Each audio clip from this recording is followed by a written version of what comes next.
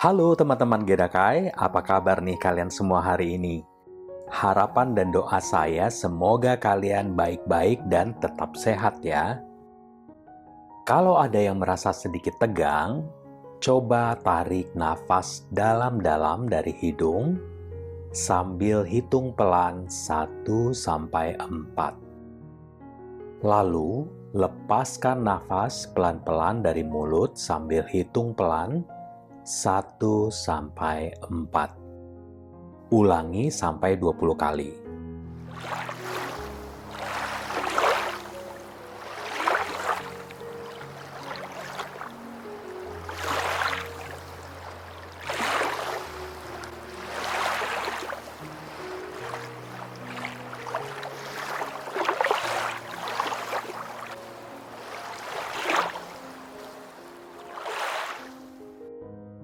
Oke, sudah?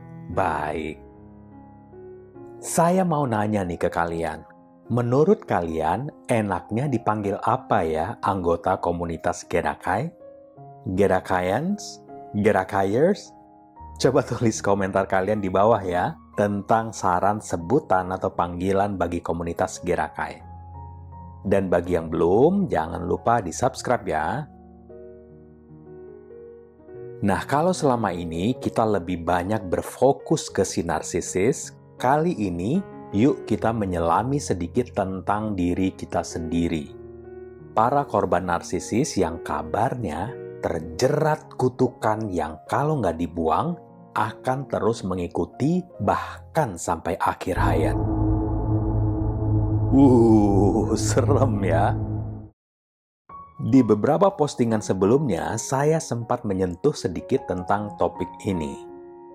Bahwa korban narsisis seringkali berada dalam lingkaran kutukan yang membuatnya selalu ketemu orang-orang culas yang hanya memanfaatkan dirinya. Lepas dari orang yang satu, ketemu lagi dengan si brengsek yang lainnya. Selalu begitu. Waktu kecil jadi objek bully, di keluarga jadi sapi perah, di pekerjaan disikut, dieksploitasi dan disepelekan, dan di percintaan dikhianati terus-terusan. Tak putus dirundung malang. Begitulah istilahnya. Tapi apa iya mereka itu membawa kutukan? Menanggung karma dari kehidupan sebelumnya? Apakah di antara kalian yang korban, di kehidupan sebelumnya adalah tanaman yang gak paham dunia manusia? Ini cerita sedikit ya, saya pernah nih ketemu seorang sensei yang lumayan terkenal, dan dia bilang, salah satu kenalan kami yang waktu itu ada di sana, di kehidupan sebelumnya adalah tanaman. Dan begitu kami perhatikan, dia itu memang sibuk sendiri dengan barangnya, wajahnya, make up-nya, nggak ikutan nimbrung, ngobrol gitu dengan kita. Mungkin dia nggak begitu ngerti kali ya kehidupan sebagai manusia. Kan baru aja dia jadi manusianya. Di kehidupan sebelumnya, dia kan seorang atau suatu tanaman. Entahlah. Nah, kembali ke kutukan. Apa iya korban narsisis itu memang terkutuk? Selalu terjebak dalam situasi yang serupa atau jatuh ke lubang yang sama berkali-kali? Yuk kita tinjau lebih dalam. Disclaimer dulu, nggak semua korban narsisis punya masa lalu yang suram ya. Ini adalah buat kalian jiwa-jiwa yang terbuang. Begitulah istilah yang diberikan dari seorang teman saya yang narsistik tentang orang-orang yang bisa dimanfaatkan. Jadi narsisis itu tahu loh orang-orang yang bisa mereka manipulasi. Kita akan bahas mengapa kita, korban, bisa buta akan red flags, tanda-tanda bahaya. Apakah karena kita terbiasa menormalkan sesuatu yang amburadul? Apakah kita nggak punya contoh hubungan yang sehat? Atau apakah ada pengondisian di masa lalu sehingga kita memilih pasangan yang toksik? Nah, ternyata teman-teman, pengondisian di masa kecil kita dapat memengaruhi pilihan pasangan kita saat dewasa. Hal ini terutama berlaku bagi individu yang merasa nggak diinginkan, nggak terlihat, atau nggak didengarkan saat masih anak-anak. Karena terjadi kekerasan atau pengabaian yang parah. Atau yang harus bersaing dengan saudara kandungnya untuk mendapatkan perhatian pengasuhnya. Misalnya, kalian berada dalam keluarga besar, dengan banyak anak, dan atau ekonomi keluarga yang pas-pasan, atau malah serba kekurangan. Udah pasti perhatian orang tua nggak bisa ke satu orang atau satu masalah doang. Lama-kelamaan, kalian belajar untuk memendam dan mengurus segala sesuatunya sendiri. Jarang banget ngasih tahu keadaan dan kebutuhan kalian apa, karena takut itu akan membebani ayah, ibu yang udah banyak pikiran. Jadi kalian terbiasa menerima, pasrah saja sama keadaan. Ada banyak penelitian yang melihat korelasi antara riwayat penganiayaan di masa kanak-kanak dan peningkatan risiko terlibat dalam hubungan yang toksik, narsistik, atau penuh konflik. Penganiayaan nggak hanya kekerasan fisik ya teman-teman, tapi juga bisa berbentuk pengabaian. Ini sangat besar artinya bagi seorang anak karena anak itu masih bergantung sama orang dewasa untuk bertahan hidup dan tumbuh kembang emosinya. Kalau misalnya orang tua kalian narsistik, apalagi punya kecenderungan kasar, meremehkan atau lalai, seorang anak biasanya akan tumbuh dengan keyakinan bahwa kekacauan itu adalah hal yang normal. Nggak ada konsistensi, nggak ada rasa aman, nggak ada batasan yang diajarkan, dan nggak ada dorongan untuk anak-anak bisa mengeksplorasi siapa diri mereka dan untuk mengapresiasi dan menghargai rasa diri mereka. Lingkungan seperti ini nggak mengajarkan nilai dan penghargaan kepada diri, nggak mengajarkan cinta diri. Yang terjadi adalah anak selalu belajar untuk sekedar bisa bertahan hidup. Udah syukur bisa makan, udah syukur ada teman, udah syukur ada pasangan, udah syukur ada keluarga, dan seterusnya. Terus kalian mungkin nanya, ini kan kayaknya konsep parenting modern yang baru aja kebuka. Dan kita yang punya orang tua jadul, jauh di kampung gak punya akses apapun, gimana? Apakah kita perlu nyalahin mereka? Well, ini bukan untuk menyalahkan siapa-siapa, tapi untuk menyadari siapa diri kita dan mengapa kita bisa terjebak ke dalam hubungan narsistik. Jadi, maafkan masa lalu kalian dan diri kalian. Sekarang kalian kan udah tahu, tahap selanjutnya adalah bangkit untuk terus maju, mengembangkan diri. Jangan berlarut-larut berkutat di masa lalu. Malah seperti playing victim juga kan? Dan saya yakin kalian gak begitu. Nah, anak-anak yang tumbuh dalam kondisi seperti ini belajar untuk berjuang dalam hidup. Atau mereka mencoba melarikan diri dari kondisi ini melalui perilaku lari, diam, atau menjilat, people pleasing. Pada akhirnya, apa yang mereka pelajari adalah apapun yang mereka lakukan nggak pernah cukup baik, dan bahwa orang tua mereka selalu benar, sementara mereka selalu salah. Jika seorang anak diajari bahwa dirinya nggak berarti, atau bahwa kebutuhan dan pendapatnya nggak layak, maka ia akan cenderung jatuh cinta pada seorang narsisis yang berpura-pura memberikan kebutuhannya yang belum terpenuhi. Padahal mereka hanya akan dimanfaatkan tanpa bisa menduganya. Lalu ada lagi yang namanya intermittent enforcement, penguatan intermittent. Ya mungkin kalian paham istilah intermittent fasting ya, puasa selang-seling. Nah, di sini yang dimaksudkan dengan penguatan intermittent adalah perlakuan yang mengakibatkan ikatan traumatis yang dimulai pada masa kanak-kanak kita, seringkali sebagai akibat dari pola asuh narsistik di mana pujian dan perhatian diajarkan bergantung pada kesempurnaan, kinerja, pencapaian, atau prestasi. Pengasuh atau orang tua menggunakan ketidakpedulian atas hal yang nggak sesuai standar atau ekspektasi ketika seorang anak dianggap berkinerja kurang dari harapan mereka. Jenis penguatan yang terputus-putus ini mengajarkan anak menjadi luntang-lantung istilahnya demi mempertahankan harapan orang tuanya. Sambil belajar bahwa pujian dan pengakuan akan ditahan karena gagal memenuhi harapan orang tuanya yang gak realistis. Apa yang dipelajari anak adalah bahwa nilai mereka bergantung pada menyenangkan orang tuanya. Mereka menjadi orang yang menyenangkan, people pleaser.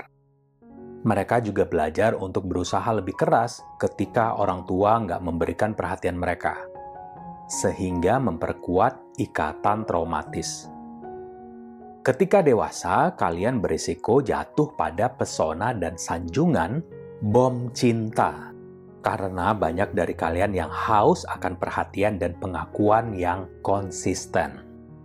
Celakanya, karena di masa kanak-kanak kalian dipersiapkan untuk menjadi orang yang harus nyenengin orang lain untuk bertahan hidup, ketika dewasa kalian berisiko menarik teman atau pasangan yang narsistik, yang ujung-ujungnya semakin memperkuat rasa sakit masa kecil kalian. Jadi pertanyaan-pertanyaan kalian tentang mengapa kok aku selalu begini ya? Kok aku nggak pernah dihargai? Kenapa aku yang harus urus semua? Kok aku nggak bisa ya bahagia kayak orang-orang lain? Nah, ini semua kombinasi luka masa kecil kalian dan luka akibat hubungan narsistik yang terjadi berulang kali.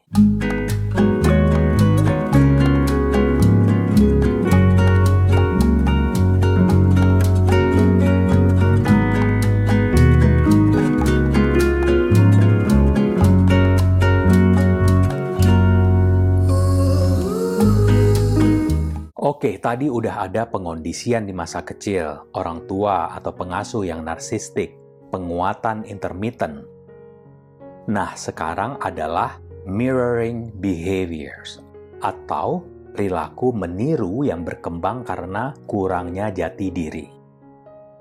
Ketika lingkungan yang nggak mendukung atau penuh kekerasan dianggap sebagai hal yang normal, seorang anak nggak tahu siapa dirinya sebenarnya. Mereka mungkin dipermalukan karena mengutarakan pendapatnya, dihukum karena punya pendapat, atau diperlihatkan ketidakpedulian atas kesukaan atau ketidaksukaannya. Pengondisian ini membuat seorang anak cenderung meniru orang lain sebagai cara mereka untuk merasa valid, diterima dalam kelompoknya. Tentang jati diri ini, saya melihat kebanyakan korban narsisis memang tertarik mempelajari hal-hal seperti zodiak, kepribadian, shio, sampai baca tarot. Wah, itu penonton dan subscribernya banyak banget. Coba kalau channel ini juga di-subscribe begitu ya. Soalnya, kata algoritma di YouTube, banyak di antara kalian juga mengikuti channel-channel tarot reading. Ayo ngaku. Nggak ada yang salah dengan ini karena memang kalian butuh informasi dan pengetahuannya. Dan seharusnya kita bersyukur ya, kita hidup di zaman artificial intelligence sekarang ini, jadi semuanya bisa cepat disimpulkan. Ya, artinya memang karena berbagai pengondisian tadi, kita kesulitan memahami diri kita sendiri. Karena sejak kecil memang nggak diajarkan tentang kedirian kita. Di masa kanak-kanak, pencerminan yang sehat terjadi antara orang tua dan anak, yang membantu menumbuhkan rasa kesadaran diri dan identitas anak. Ketika seorang anak dibesarkan di lingkungan yang nggak valid, perilaku perkembangan utama ini hilang atau kurang. Pencerminan yang mereka perlukan tapi ditolak di masa kanak-kanak dapat terwujud dalam kehidupan dewasa mereka seperti tercermin dalam hubungan narsistik di mana kedua pasangan memiliki rasa identitas diri yang terbatas. Kalau dilihat dari kehidupan keseharian, kan sering nih kita dengar orang ngomong, yang kaya makin kaya, yang miskin makin miskin. Yang penting lo ganteng, lo aman. Dan perkataan-perkataan sejenisnya. Nah, kalau kita runut ke belakang, pasti ada kutukan trauma yang mengekang seseorang. Misalnya, orang dari keluarga miskin akan susah untuk berkembang meskipun mendapat kesempatan pendidikan yang bagus dan bekerja di perusahaan yang besar. Karena banyak di antara mereka yang masih berjuang dengan trauma masa lalu. Orang kaya sebaliknya, karena himpitan ekonomi yang nggak ada, keluarga dan diri mereka bisa fokus ke hal-hal lain. Pengembangan diri, penemuan jati diri, dan seterusnya. Ya memang pengecualian akan selalu ada, tapi ini kan kita bicara dari kondisi umum ya. Nah terus gimana solusinya? Apakah kita bisa memulihkan si inner child ini yang masih terjebak kutukan atau trauma masa kecil? Kepulihan sangat mungkin terjadi. Mengembangkan kesadaran diri berarti membuang pola-pola maladaptif yang kalian pelajari di masa kanak-kanak demi kelangsungan hidup kalian. Nah, sekarang beberapa hal yang perlu kalian lakukan untuk pulih dari trauma masa kecil ini, untuk memulihkan si inner child kalian adalah yang pertama, akui dan kenali trauma apa adanya. Korban trauma masa kanak-kanak seringkali menghabiskan waktu bertahun-tahun meremehkan kejadian masa kecil mereka atau mengabaikannya dengan berpura-pura hal tersebut nggak terjadi atau menyerah pada perasaan bersalah atau menyalahkan diri sendiri. Satu-satunya cara kalian dapat memulai penyembuhan adalah dengan mengakui bahwa ada peristiwa traumatis yang terjadi dan kalian nggak bertanggung jawab atas peristiwa tersebut. Yang kedua, mendapatkan kembali kendali. Perasaan pasrah nggak berdaya dapat terbawa hingga dewasa dan dapat membuat kalian merasa dan bertindak seperti korban abadi. Menyebabkan kalian membuat pilihan berdasarkan rasa sakit di masa lalu. Saat kalian menjadi korban, masa lalu mengendalikan kalian saat ini. Namun ketika kalian telah menaklukkan rasa sakit kalian, masa kini kalian yang kendalikan. Mungkin selalu ada pertarungan antara masa lalu dan masa kini. Tapi selama kalian bersedia melepaskan gaya dan senjata lama kalian, yang kalian pakai waktu kecil untuk mengatasi trauma, kalian akan memperoleh kembali kendali atas hidup kalian sekarang dan menyembuhkan rasa sakit kalian. Yang ketiga, carilah dukungan dan jangan mengasingkan diri. Naluri alami yang dimiliki banyak penyintas trauma adalah menarik diri dari orang lain. Tapi hal ini hanya akan memperburuk keadaan. Bagian penting dari proses penyembuhan adalah berhubungan dengan orang lain. Jadi berusahalah untuk tetap menjaga hubungan kalian dan mencari dukungan. Bicara dengan anggota keluarga, teman atau terapis atau coach yang terpercaya, dan pertimbangkan untuk bergabung dengan kelompok dukungan bagi penyintas trauma masa kecil. Yang keempat, jaga kesehatan kalian. Kemampuan kalian dalam mengatasi stres akan meningkat kalau badan kalian sehat. Mens sana in corpore sano. Duh, udah lama banget nih nggak denger ini. Di dalam tubuh yang sehat terdapat jiwa yang kuat. Buat rutinitas harian yang memungkinkan kalian banyak istirahat, makan makanan seimbang, dan berolahraga secara teratur. Yang terpenting, jauhi amer, alkohol, dan narkoboy ya. Ini mungkin ngasih kalian kelegaan sementara, tapi akan meningkatkan depresi, kecemasan, dan keterasingan kalian. Dan otomatis dapat memperburuk gejala trauma kalian. Yang kelima, pelajari arti sebenarnya dari penerimaan dan pelepasan. Hanya karena kalian menerima sesuatu, bukan berarti kalian menerima trauma kalian, atau kalian menyukai atau menyetujuinya. Penerimaan berarti kalian telah memutuskan apa yang akan kalian lakukan dengan itu. Kalian dapat memutuskan untuk membiarkannya mengatur hidup kalian, atau kalian dapat memutuskan untuk melepaskannya. Melepaskan bukan berarti kutukannya hilang secara ajaib. Melepaskan berarti nggak lagi membiarkan kenangan buruk dan perasaan masa kecil yang buruk merampas diri kalian dari menjalani kehidupan yang baik sekarang. Yang keenam, ganti kebiasaan buruk dengan kebiasaan baik. Kebiasaan buruk bisa bermacam-macam bentuknya, seperti sikap negatif dan selalu nggak percaya pada orang lain, atau beralih ke alkohol atau obat-obatan ketika perasaan menjadi terlalu sulit untuk kalian tanggung. Kebiasaan buruk mungkin sulit dihilangkan, terutama jika kebiasaan tersebut membantu kalian kabur dari rasa sakit dan trauma masa kecil. Komunitas pendukung atau terapis dapat membantu kalian mempelajari alat yang kalian perlukan untuk menghentikan kebiasaan buruk kalian dan menggantinya dengan kebiasaan baik. Yang terakhir, ketujuh, bersabarlah dengan diri kalian.